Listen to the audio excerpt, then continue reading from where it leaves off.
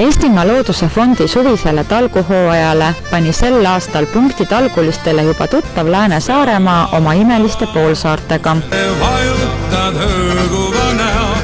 Siin jätkub loopealsete taastamise tööd nii palju, et kohe ei teagi, kust otsast jätkata eelnevatel aastatel alustatut.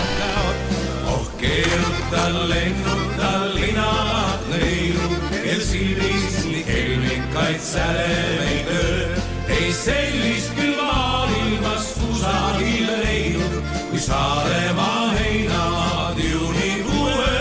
Ei sellist küll maailmas. Lääne-Saaremaa paekivisel pinnasel on iseloomulikeks kooslusteks loopealsed ehk kalvarid. Selliseid aluspõhja tingimusi on maailmas väga vähestes paikades ning Eestimaa on üks nende seas, mistõttu peetakse loopealsete säilitamist ka väga oluliseks.